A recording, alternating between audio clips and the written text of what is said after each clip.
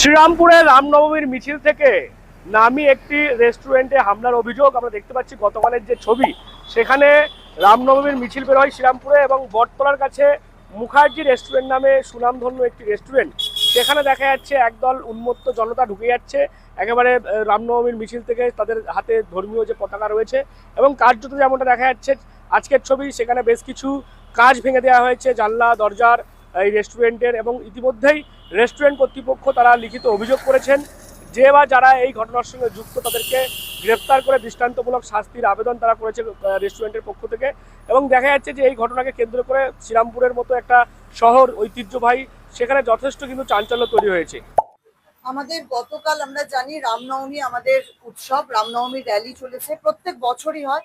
ওখানে ম্যাক্সিমাম মানুষ কিন্তু ভালো মানুষ, কিন্তু কিছু সংখ্যক মানুষ কালকে যেই অশান্তি পরিবেশ শ্রীরামপুর শহরে সৃষ্টি করলো সেটা খুবই নিন্দনীয় এবং এগুলোকে চিহ্নিত করতে হবে। কারণ আমারই অনেক বন্ধু, আমি নিজে একজন মহিলা, আমার মুখার্জি নিজের টাইটেল, আমি ভরদ্বাজ গোত্র ব্রাহ্মণ ফ্যামিলির মেয়ে, কিন্তু আমাদেরও এখন আনসেফ ফিল হচ্ছে যে রাত্রিরে শ্রীরামপুর শহরে আমরা 12টা 1টা অবধি খুব ভালোভাবে আমরা ঘুরে বেরিয়েছি। দুর্গাপুজোতে আমরা ঘুরি, আমরা খ্রিস্টান, আমাদের যখন ক্রিসমাস হয়, হেরিটেজ ফেস্টিভ্যালে আমরা রাত্রির অবধি বাইরে থেকেছি। আমাদের কোনোদিন এই ক্রিয়েট হয়নি, এই পরিস্থিতি হয়নি যে আমরা নিজেদের আনসেফ ফিল করবো। কিন্তু কালকে কিছু কিছু কমেন্ট, আমারই যেমন একটা বান্ধবীর কমেন্ট, সুদীপা ঘোষাল, ওকে কেউ টন্ট করে বলেছে, ও রাস্তায় জাস্ট বেরিয়েছিল, কোনো মুভি দেখতে যাচ্ছিল, সে টন্টিং এর শিকার হয়েছে, বলছে ইসকো ভি উঠালেন, একেও উঠিয়ে নিয়ে চলো। তো এরা কারা? এদেরকে চিহ্নিত করতে হবে, কারণ এদেরকে চিহ্নিত করতে হবে। সাথে সাথে আরো রয়েছে সুচেতনা সরকার, আর অজস্র নাম, এই একটা দুটোর কথা আমি বললাম, এরকম অসংখ্য।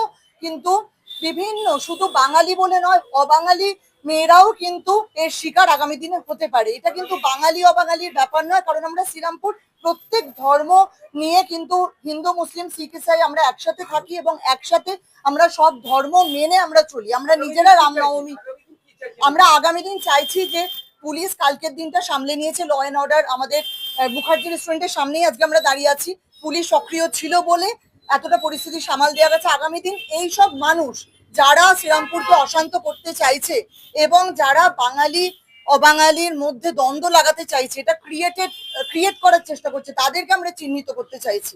কারণ আমাদের শ্রীরামপুর শহর শান্তিপূর্ণ শহর, এখানে বাঙালি অবাঙালি সবাই আমরা মিলে মিশে থাকি। আমরা মুখার্জি, সিং, ঘোষ, দাস, আমরা আলী, খান, সবাই আমরা ঝাঁ একসাথে আমরা মিলেমিশে থাকি। সেক্ষেত্রে এখানে কসমোপলিটন জায়গা এবং এইটা অ্যাপলিটিক্যাল একটা, আজকে আমরা কথা বলছি, এটার মধ্যে কোনো পলিটিক্যাল ব্যাপার না। আমরা চাইছি শ্রীরামপুর শহর শান্তিপূর্ণ শহর থাকুক এবং আগামী দিনে যারা এইসব কালকে এই কাণ্ড করেছে, এতগুলো রেস্টুরেন্টে যারা ক্ষতি করেছে, মুখার্জির এত বড় ক্ষতি রেস্টুরেন্টের করেছে, কারণ মুখার্জি রেস্টুরেন্টে আমরা সকলে আসি। এখানে সবচেয়ে আমাদের হচ্ছে কিউসিন, যেটা সবচেয়ে বিখ্যাত সেটা হচ্ছে বিরিয়ানি, সেটা কিন্তু মুঘল কিউসিন, একটা মুঘল ডিশ, সেটা কিন্তু আমরা এখানে খেতে আসি। তিয়াশা মুখার্জি, কাউন্সিলর। দেখুন, আমরা শ্রীরামপুরে দীর্ঘদিন ধরে দেখি, আমরা ছোটবেলা দিয়ে আমরা শ্রীরামপুরের মানুষ, আমাদের তিন পুরুষ। আজকে শ্রীরামপুরে যে কালচার কোনোদিন ছিল না, শ্রীরামপুর ঐতিহাসিক শহর, যখন সারা ভারতবর্ষে দাঙ্গা লেগেছিল শ্রীরামপুরে দাঙ্গা লাগেনি। শ্রীরামপুরে হিন্দু মুসলিম শিখ ইসাই উড়িয়া মাদ্রাসি সব মানুষ একসাথে থাকে। এখানে রাত্রির 1টা 2টো পর্যন্ত মহিলারা রাস্তায় বেরোন। বিভিন্ন হোটেল রেস্টুরেন্ট আছে, রেস্তোরাঁ, শ্রীরামপুরে প্রচুর রেস্তোরাঁ আছে এবং ওয়ালস হসপিটাল থেকে নিয়ে শ্রীরামপুর হচ্ছে সব থেকে safest city, one of the safest city. বেঙ্গলটাই পুরো সেফেস্ট, আমরা বলছি না, দিল্লি বলছি, তার ভেতরে শ্রীরামপুর অন্যতম। কিন্তু গতকাল, প্রত্যেক বছরই তো রামনবমী হয়, এই রামনবমীতে এইবারে যেহেতু ভোটের দামনা বেজেছে, কিছু কিছু বহিরাগত লোক এসে 95% মানুষ ভালো, কিন্তু 5% মানুষ তারা কারা, যারা মুখার্জির মতন রেস্টুরেন্ট, মুখার্জি রেস্টুরেন্ট ভেঙে দিয়েছে। আপনারা দেখতে পাচ্ছেন এই কাজ বাজ কিচ্ছু নেই, সব ভেঙে দিয়েছে। দুটো বাইক ভেঙে দিয়েছে। কারা, কেন? তাহলে কি দুদিন বাদে ব্যবসাদাররা ব্যবসা করতে পারবে না, এই পরিস্থিতি তৈরি করা হচ্ছে। আজকে সোশ্যাল মিডিয়ায় বহু মেয়েরা, একজন দুজন না, বহু মেয়েরা তারা লাইভ করছেন এবং লিখেছেন যে কালকে তাদেরকে কি পরিস্থিতি ফেস করতে হয়েছে, তারা কারা। কাল যদি পুলিশ সক্রিয় না থাকতো তাহলে তো অনেক বড় দুর্ঘটনা হতো। পুলিশ অনেক বেশি অ্যাক্টিভ, অনেক বেশি ভালো কাজ করেছে। আমি দেখলাম যে পুলিশ খুব ভালো কাজ করেছে, আইসি সাহেব খুব ভালো কাজ করেছে।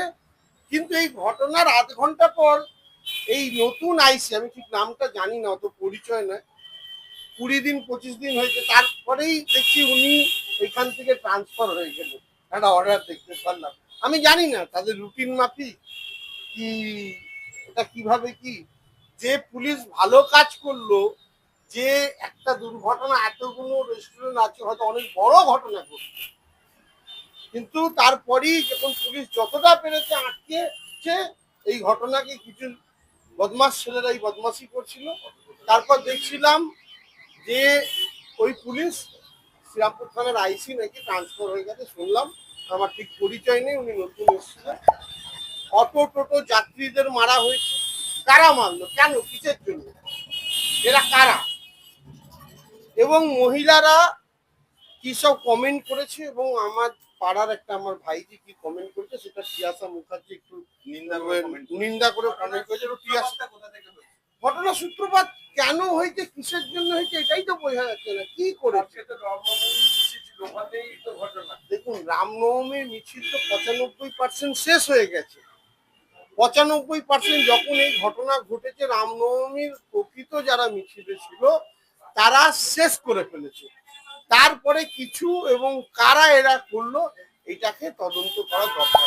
গতকালের ঘটনা, সেই ঘটনায় দেখা যাচ্ছে একেবারে একদল উন্মত্ত জনতা যারা এই রামনবমীর মিছিলে সামিল হয়েছিল, তারা প্রথমে দেখা যাচ্ছে পুলিশের সঙ্গে বচসা, এবং তারপরই দেখা যাচ্ছে যে ছবি একেবারে রেস্টুরেন্টে ঢুকে গিয়ে কার্যত তাণ্ডব চালানো হয়েছে, ভেঙে দেওয়া হয়েছে জানলা দরজার কাচ, এবং স্বাভাবিকভাবেই কিন্তু রেস্টুরেন্ট কর্তৃপক্ষ তারা ইতিমধ্যেই পুলিশকে বিষয়টি জানিয়েছে। এখন দেখার পুলিশ এ বিষয়ে কি পদক্ষেপ নেয়। সব মিলিয়ে গোটা ঘটনাকে কেন্দ্র করে শ্রীরামপুরের মতো ঐতিহ্যশালী শহরে যথেষ্ট চাঞ্চল্য রয়েছে, এবং পুলিশও ইতিমধ্যেই ঘটনার বিভিন্ন আনুষঙ্গিক যে ফুটেজ, সেই ফুটেজ দেখে তদন্ত শুরু করেছে শ্রীরামপুর থানার পুলিশ। আপনারা কি বলুন এই বিষয় নিয়ে? অবশ্যই কমেন্ট করুন কমেন্ট বক্সে। এরকম আরও খবর পেতে নজর রাখুন ডিএনএন বাংলা। ডিএনএন বাংলা সবার মনে, সবার পক্ষে।